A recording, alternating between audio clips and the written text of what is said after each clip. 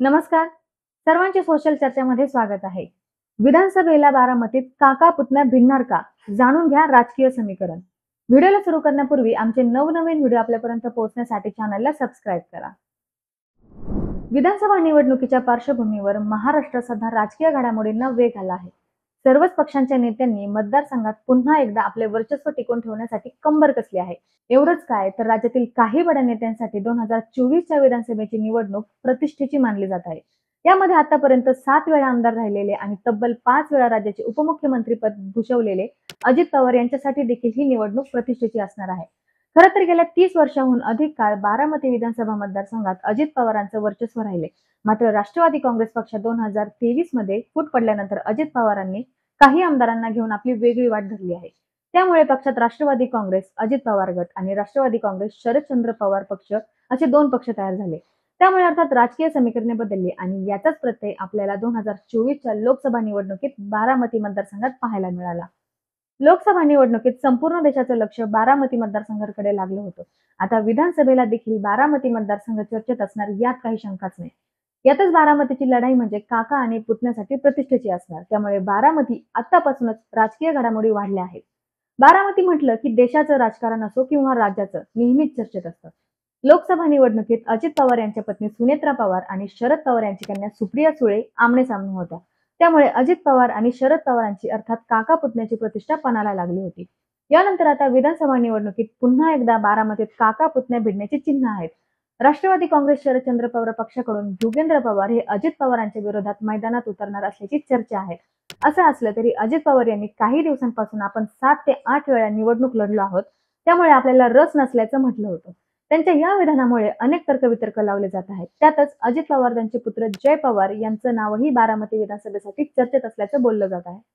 अजित पवार यांनी 1982 साली राजकारणात प्रवेश केला. त्यानंतर एकदा खासदार, आतापर्यंत 7 वेळा आमदार आणि तब्बल 5 वेळा राज्याचे उपमुख्यमंत्री राहिले आहेत.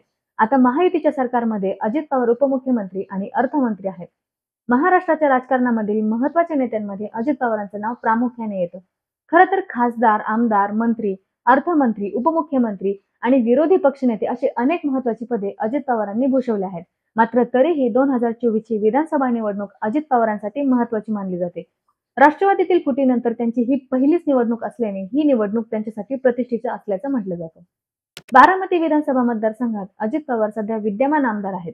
त्यामुळे महायुतीच्या फॉर्म्युल्यानुसार ती जागा अजित पवारांकडेच राहील. त्यामुळे महायुतीकडून अजित पवार हेच येथील उमेदवार असतील असं सध्या तरी मानलं जातंय. यामध्ये आणखी काही गणितही बदलू शकतात. दुसरीकडे महाविकास आघाडीत बारामतीची जागा ही शरद पवार गटाकडे राहील. त्यामुळे शरद पवार गटाकडून सध्या तरी युगेंद्र पवार प्रबळ दावेदार मानले जातात. यामध्येही ऐनवेळी आणखी काही गणितं बदलू शकतात. पण अजित पवार विरुद्ध युगेंद्र पवार अशी सध्या काका पुतण्याची लढाई झाली तर अतिशय अटीतटीची लढाई यात शंकाच नाही. बारामतीत पुन्हा पवार विरुद्ध पवार. लोकसभा निवडणुकीत सुप्रिया सुळे आणि सुनेत्रा पवार या आमने सामने होत्या. मात्र तरीही शरद पवार विरुद्ध अजित पवार अशीच प्रतिष्ठेची लढत मानली जाते.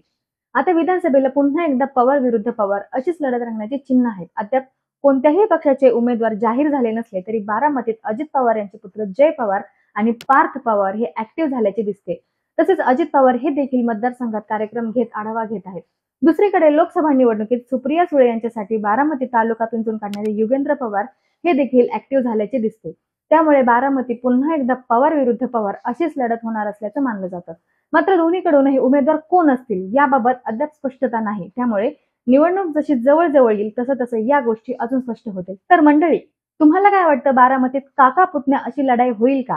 झाली तर कोणाचा विजय होईल हे आम्हाला कमेंट करून नक्की सांगा. आणि जर तुम्ही हा व्हिडिओ फेसबुक आणि इंस्टाग्रामवर पाहत असाल तर आम्हाला नक्की फॉलो करा, म्हणजे आमचे येणारे नवनवीन व्हिडिओ तुमच्यापर्यंत पोहोचतील.